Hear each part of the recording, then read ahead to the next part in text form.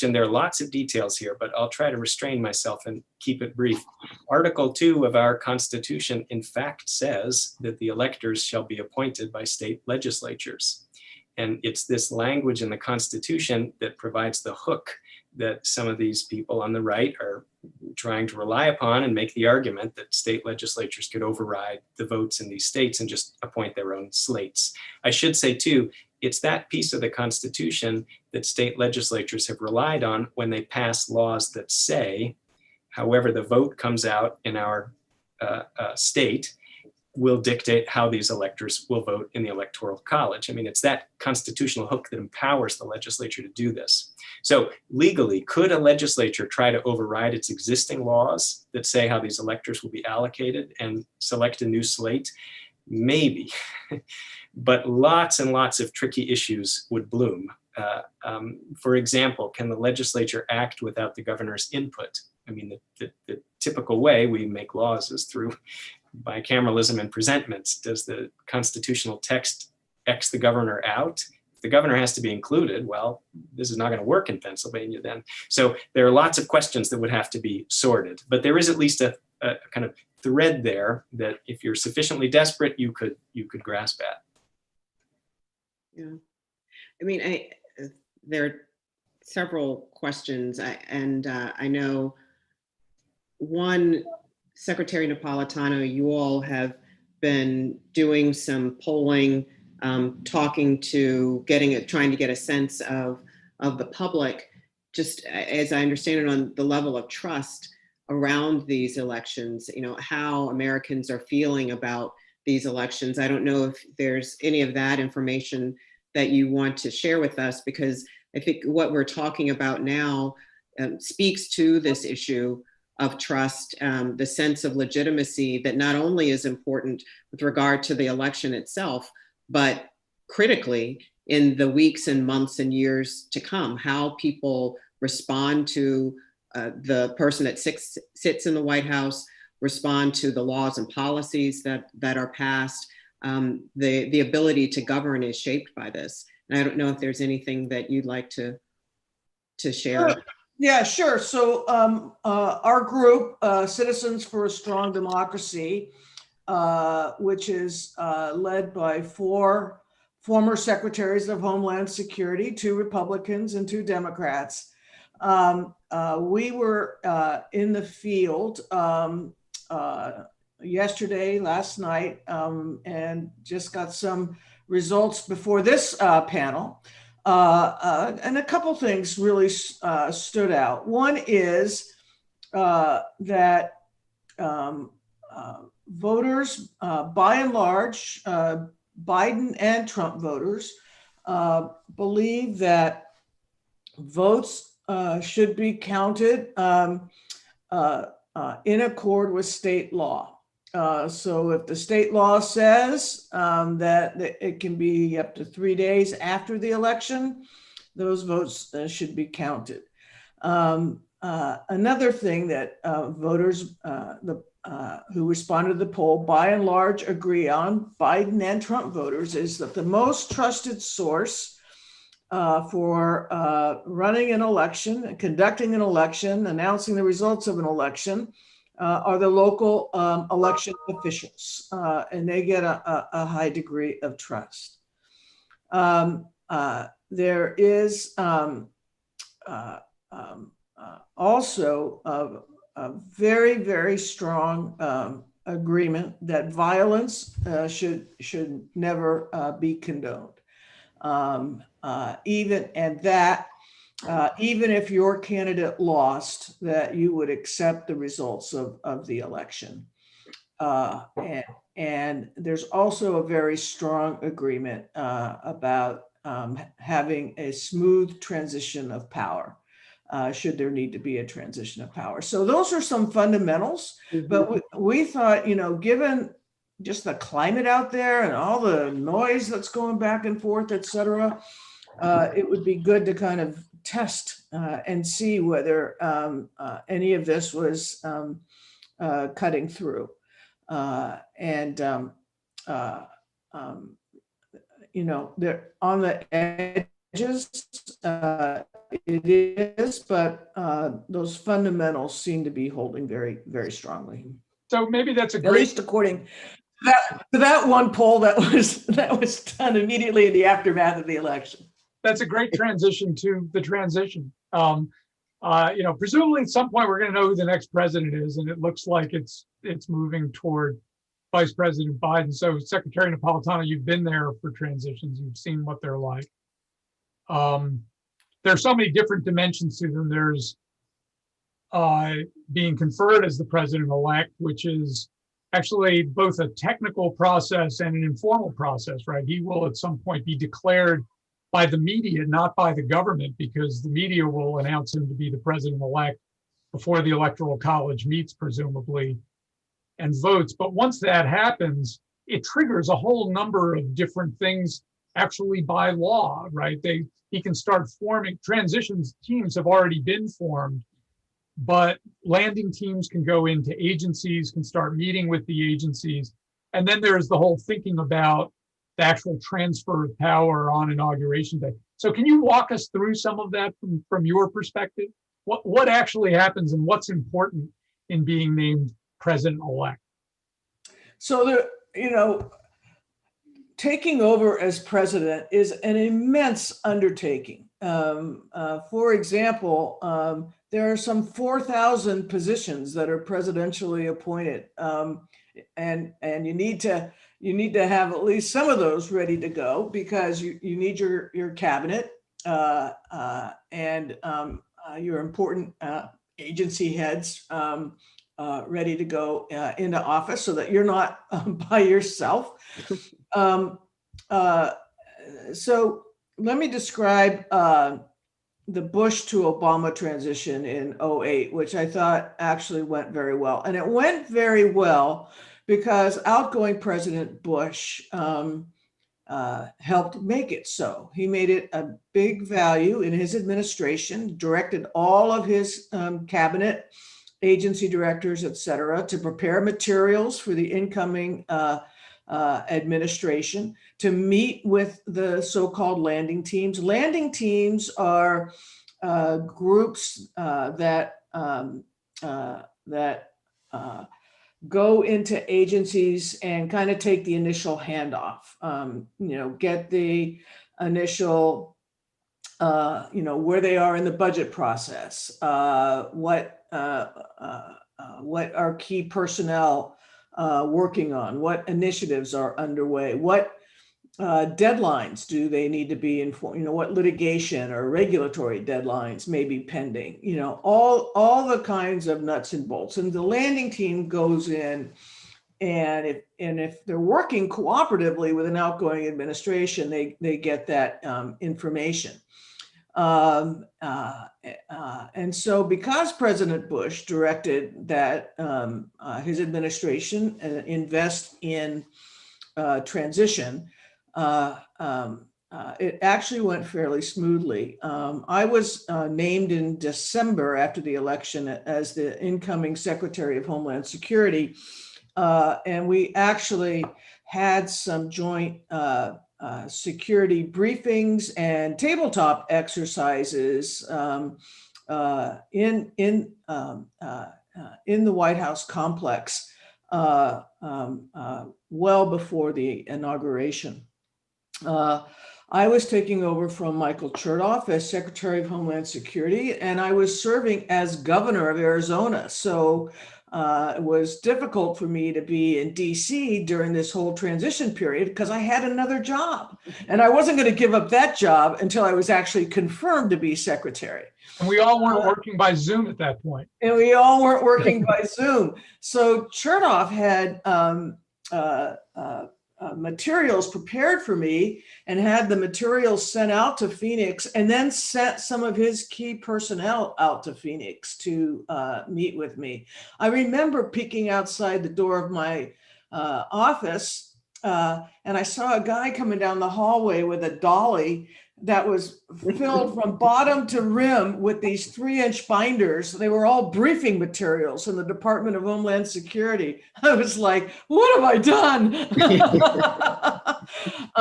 Just to prep you for your Miller Center oral history, because when we do it, you're going to get a stack of binders, which is what did you do? And that's going to prep you for your oral history. Just warning. Oh my heavens! No, no, no. Anyway, the other, so there was a lot of exchange of information underway in December through the holidays, early January, and so forth. Remember, the country was in a deep recession, on the brink of a depression, and so it was a very tenuous period. Another thing that happened was President Obama had basically named his cabinet well before the inauguration, but he can't formally nominate his cabinet until he's actually the president.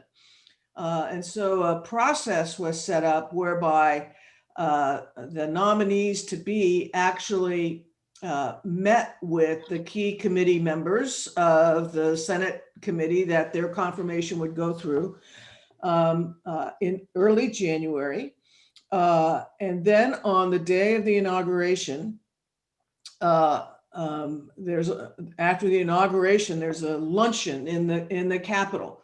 And it's the president, the vice president, the outgoing president, vice president, and spouses, and then the speaker of the House, the majority leader of the Senate, et cetera, and the incoming cabinet.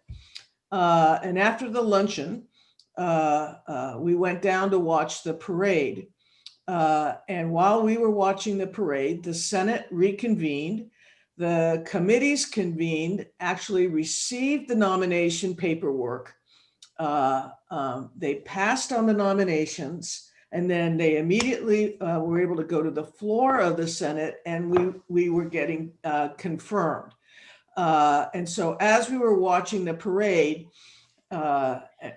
every 20 minutes or so, a Marine would come down and tap one of us on the shoulder and say, "You've been confirmed," and then go in and come back in another 20 minutes or so, "You've been confirmed." So there was We're waiting for those shoulder taps. Indeed. One last thing I'll report, because this answer has been pretty long. Homeland Security, has a very important role for the security for events like inaugurations, also things like Super Bowls, big national, they're called national security events. There was actually a pretty active threat stream against the Obama inauguration in January of 2009. So Chertoff and I agreed that while I would be confirmed, I would not actually take my oath until at least 24 hours after the inauguration, in the off chance that that threat actually manifested itself, and in the desire to avoid a change of command right in the middle of a major security incident. So he was in the command center while I was going through all the inauguration festivities. But that's what can happen when you have two administrations that are working closely with each other. In the instance where administrations are not working together, it's much more difficult. I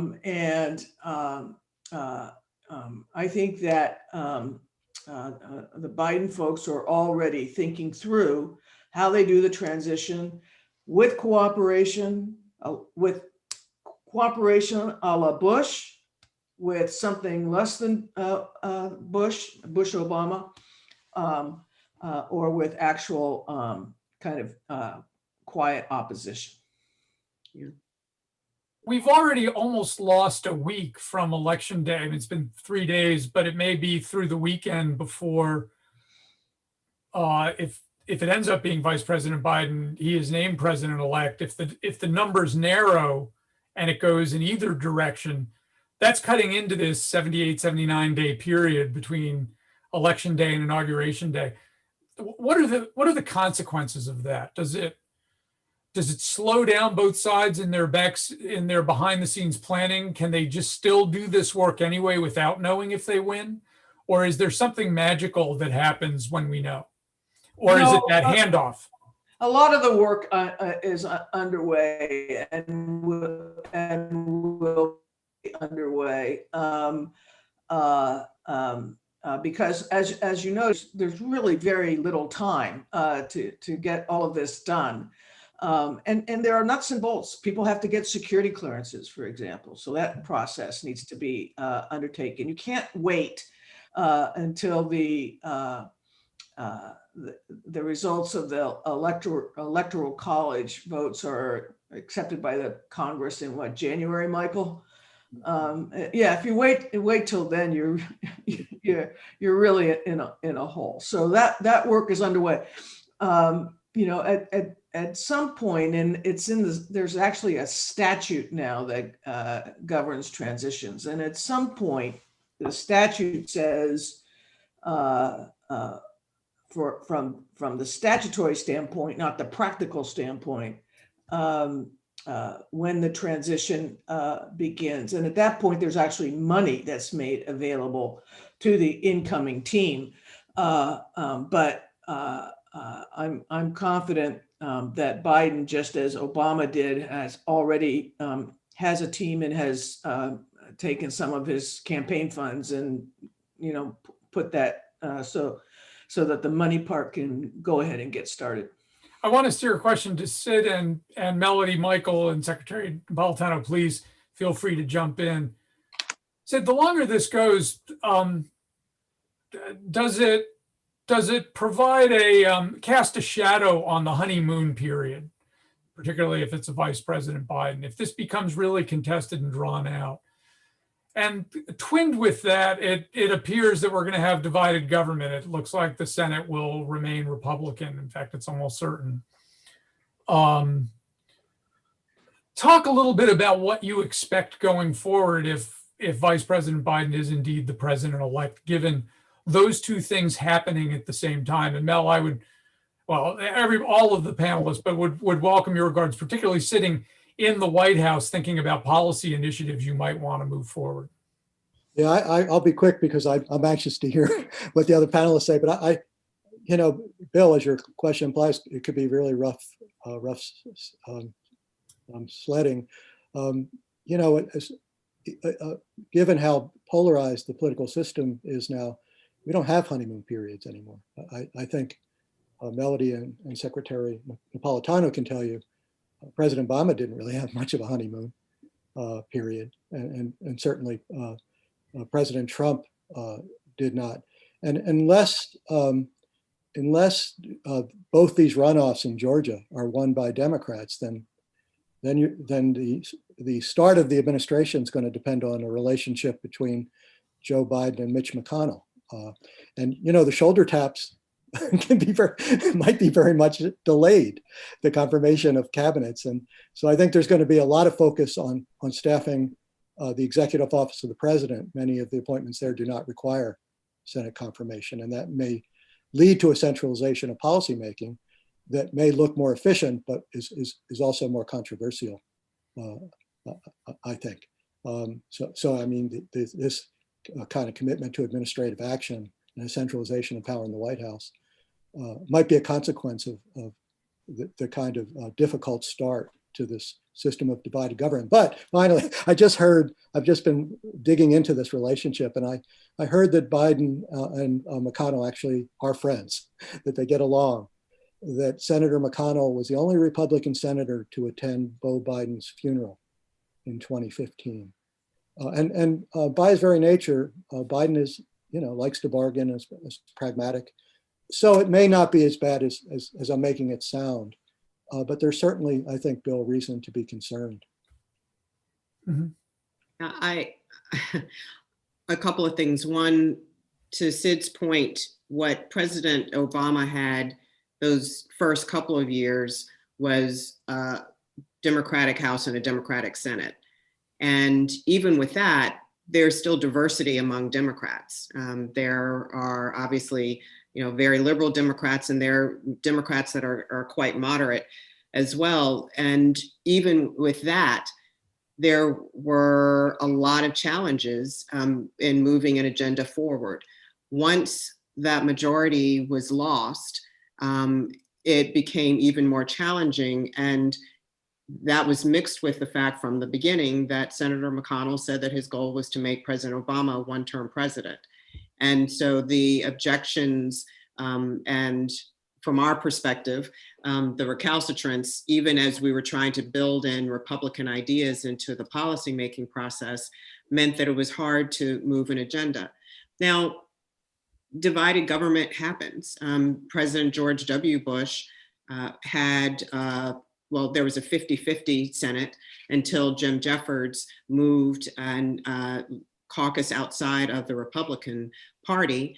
And President George W. Bush started out with No Child Left Behind and an olive branch and an extended hand to Senator Kennedy, who also extended a hand to him in an effort to try and get something done. 9/11 happened, which obviously dramatically shaped and reshaped the legislative process and lawmaking process, although it also created the Department of Homeland Security.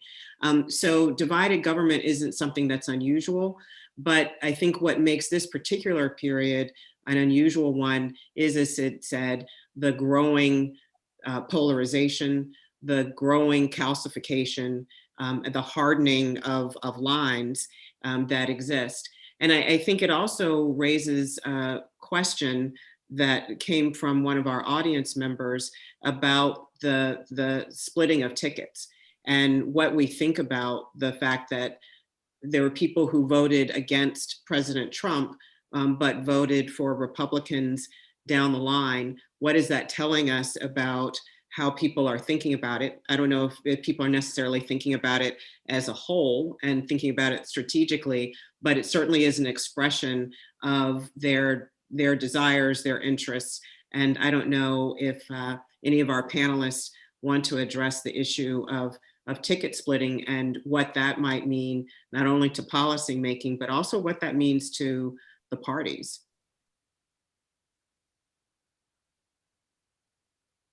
Well, I can only speculate, but I think some voters may indeed have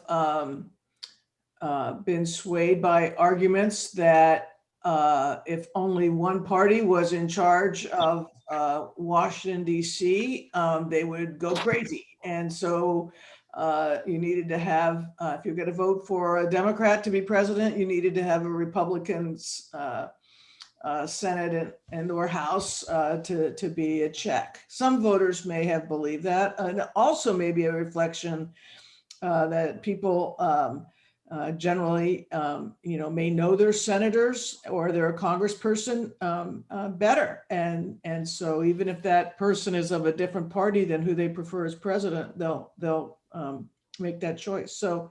Yeah, I think, Mel, it can be just a lot of different things. People have been ticket splitters for a long time. Michael, I'd like to bring it back to you. We've got about 10 minutes left, and there are a couple of questions in from the audience, and they go to legal issues. And Secretary Napolitano, as a former U.S. attorney and attorney general from your state, I would love your perspective on these as well. And Mel, a lawyer too. I keep having to remind myself. So one is, what can stop the Biden train moving forward, Michael? As you look at the legality, at both the legal issues and the constitutional issues of the Electoral College convening, Congress accepting the ballots of the Electoral College, do you think there are real station stops that could stop this train? And then B, what are the personal legal liabilities of the president moving forward? Could we imagine him? There are a whole bunch of charges, including, if one reads the Mueller investigation report carefully, some fact patterns that might lead to civil or criminal litigation, probably criminal litigation for obstruction of justice. In the federal context, there are state cases out there. From a legal standpoint, what are the stops along the way, both for potentially a President-elect Biden and a former President Trump? Well, I have some things to say about the first question. I'm not so sure about the second. What could stop the train? I suppose if the Trump campaign calls for enough recounts and there's a miracle and the votes move around in the other direction, I suppose he could win. The probability of that seems very low. There is an outside chance of the faithless elector problem. So here's the idea. If, for example, Joe Biden wins Pennsylvania, according to state law, those 20 electors from Pennsylvania are supposed to vote for him in the Electoral College, but one or more of them could act faithlessly and actually vote for Donald Trump. And from time to time in our history, we have had faithless electors, but so far, maybe Sid can correct me if there's an old instance that I've forgotten, but as far as I know, no faithless elector has ever changed the outcome of the race.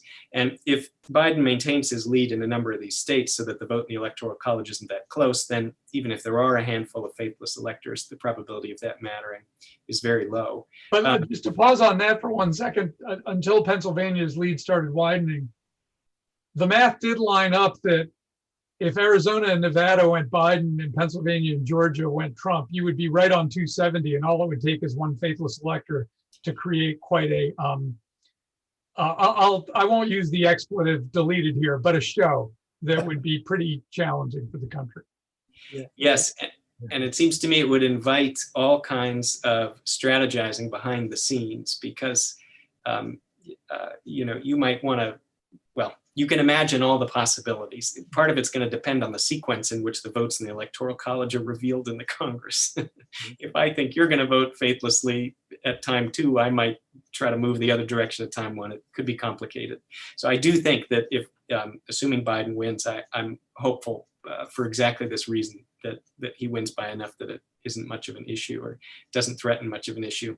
The last thing I'll say on the legal front, were it possible for the president or his team to actually generate some kind of evidence, literally any evidence of fraud in this election, then you could get remedies, including a do-over election in this or that state or the other. Now, that kind of remedy is exceedingly rare. It's almost never ordered, but it could happen. But of course, the problem he and his team face is, despite all of the red-faced allegations, they have no evidence. As far as I can tell, literally zero, not a single instance yet. And unless and until they produce that evidence, those claims are not going to, they're not going to stop the train. And I don't think that evidence is forthcoming. On the second question of what could the president's personal liability be, I just have to pass on this one. There's a chance, I know about one issue which has to do with campaign finance. Some of you will remember this controversy over the payment to Stormy Daniels. That might in fact amount to a campaign finance violation. It's not clear because the law here is vague and there's wiggle room. It is possible when he steps down, something could happen there. Past that, I'm afraid it's outside my expertise. Melody, Secretary Napolitano on that issue? Because and one of the reasons it's relevant in this context is there is a lot of speculation that if there's legal liability, if the president's facing legal liability, that may be another reason for him to not leave office if the election goes against him, right? He'd rather have the law on his side rather than being on the other side of the table looking at legal forces. Well, if he doesn't win the election, which he hasn't and he won't, Joe Biden's going to get sworn in on January the 20th. There will be a new president. So the immunities that he enjoys as president go away. That's a different issue than whether any kind of federal charge exists or should be pursued, which is a legal issue, but also a very political question. We do know that there's some state matters pending, and the issue of subpoenas, et cetera, has been up and back and forth to the U.S. Supreme Court. That may be a time when the federal government defers to the state. And then, of course, we have the issue of his tax payment. If this infamous audit is complete and he has to repay the federal government, and he has quite a few outstanding debts. So he's going to have some interesting times. Yeah, I will just say, echoing what Secretary Napolitano said, that I think a number of people have an eye on New York State and Cy Vance, and that is probably a set of significant concerns for President Trump after he is out of the White House. And the litigation that's taken place in New York and the case that Vance seems to be mounting hasn't gone away. The litigation hasn't taken that off the table. And I think he's looking at that without any possible kind of recourse that might exist on the federal level. Great. So as we try to wrap this up now, we've got 3 minutes left from our 3 guests, and Mel, I'm going to obviously want your take on this as well. So if we go over a minute, that's okay. What are you looking at most carefully in the next, say, 2 weeks between now and Thanksgiving? What is most important to happen from your perspective? Could take 3 minutes deciding who's going to go first here. So, Bill, I was asked in an interview a couple of days, what is my hope that'll come out of this election? And I said, a peaceful transfer of power. We've had such a thing since 1800 when Thomas Jefferson was able to assume the office peacefully in spite of a bitter conflict, and said in his inaugural address, we are all Republicans, we are all Federalists. And I was comforted to see that the Secret Service has already cleared an airspace over President Biden's house, and there's now Secret Service as a side, because it was a sign that the transition, there's procedures that are going to take place in spite of all the very, very nasty rhetoric and potential danger. But President Trump, I think, is the first president to really say that he might not accept a peaceful transfer of power. And also, this is the first controversial election, Bill, where we have an incumbent president. And so I just want to see a transition that is peaceful, and some hope that the wounds in our democracy can be repaired. Secretary Napolitano?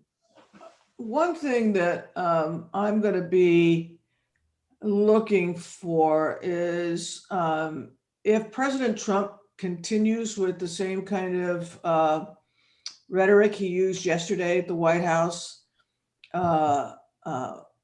whether prominent Republicans start speaking out and themselves reassuring the public that their election was not subject to the kind of widespread fraud that is being alleged, that the will of the voters will be honored, and that they expect the president to execute a peaceful transfer of power, as have all his predecessors. But I think we need to hear more Republican voices now. So I'll just echo my co-panelists. I would have said the very same things. I'm very hopeful for a peaceful transition, and very, very hopeful that Republicans in particular will assure the public that there's no evidence of fraud. Our systems are not perfect, but they're very good, and this election is legitimate, and we should have faith in the system. And I will say, before asking you the same question, Bill, that I completely agree with the members of the panel. I think everything that's been said speaks to the importance of protecting the integrity of the American democracy.